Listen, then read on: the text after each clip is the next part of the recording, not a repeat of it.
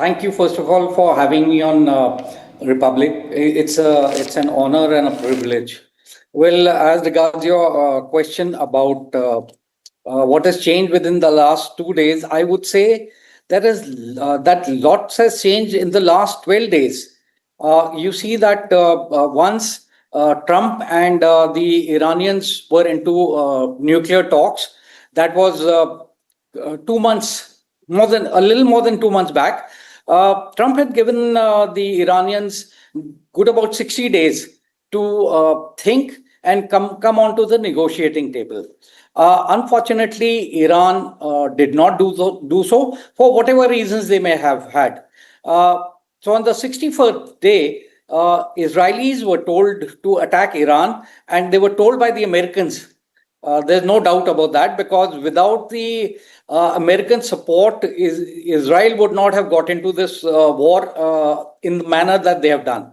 Now, since the day that they went into the war, the Israelis have been always targeting mostly the nuclear installations, the radar bases, the launchers, whatever military infrastructure that Iran has had, that's what they had been doing. But Iran, in turn, in addition to the military targets in Israel, they also targeted the civilian population and the infrastructure. Now, that was not taken lightly by the Israelis. So they retaliated in a much escalated level, and they started, in addition to targeting the military bases and military equipment, in addition to the nuclear sites, they also started targeting the headquarters of the Iranian foreign ministry, the defense ministry. And as you are aware, before all this had started, the top scientists who were working in these nuclear sites had been taken out. They had been killed, and they had been killed by precision drone strikes. And so were the military leaders, the top-notch military leaders of the Iranian army. The thought process was that by taking out the top Iranian military leaders, maybe some pause could have been gained. And as it is, without a headless army or armed forces, where the top generals are missing, it becomes a little difficult to build up on that. So that was the basic thing. Second was that by taking out these top 9, 10 scientists, who, as I said, that they've been working the nuclear sites, by eliminating them, this was again a ploy to push back the Iranian nuclear enrichment for military purposes.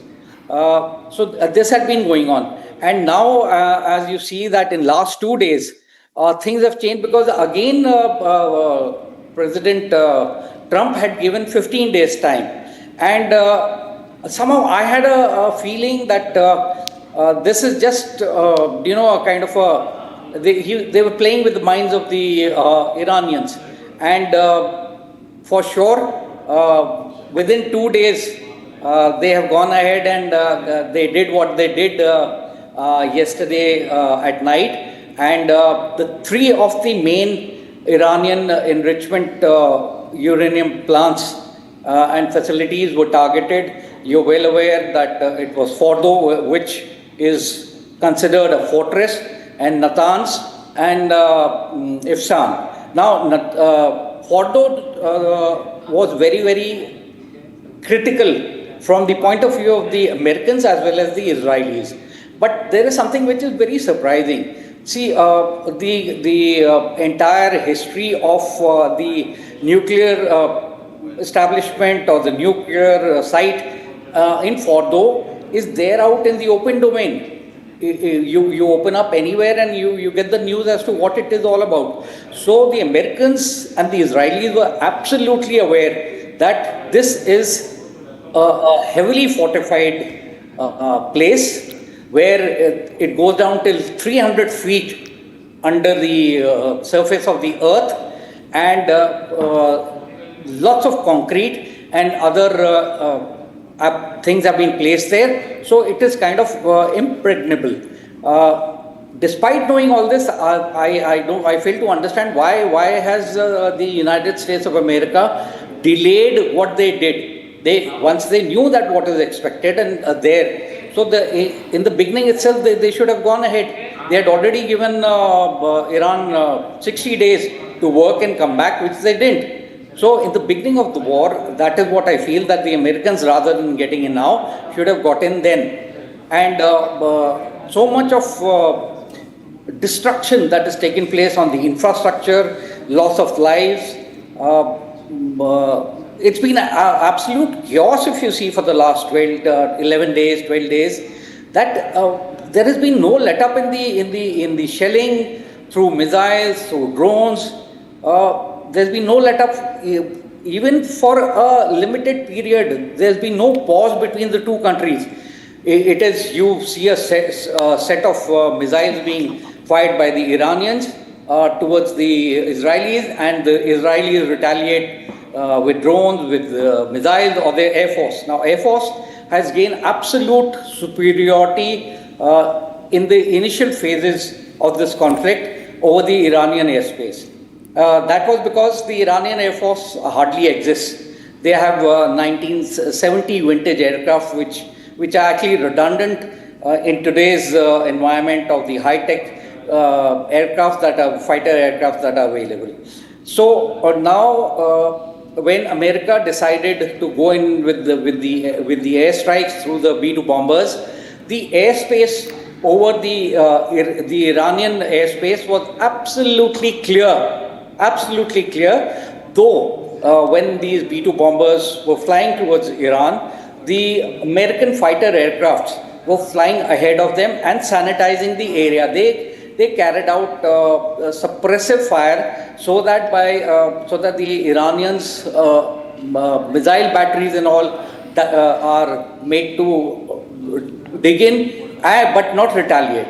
So that is how they were able to reach where they did. Now, as regards dropping of the GBO 57 bunker bursting bombs. Yes. Should I take? Yes, the American president has confirmed. There are videos showing that strikes have gone in at that particular place. Though America is saying that the absolute success has been achieved in terms of the President of America, his words, but I feel that we need to wait for good about 48 to 72 hours. Absolutely. To assess the amount of damage that has taken place. Because from far off, you feel that your weapon systems have gone in, but how much inside they have gone in, what damage they have done, that is not very clear.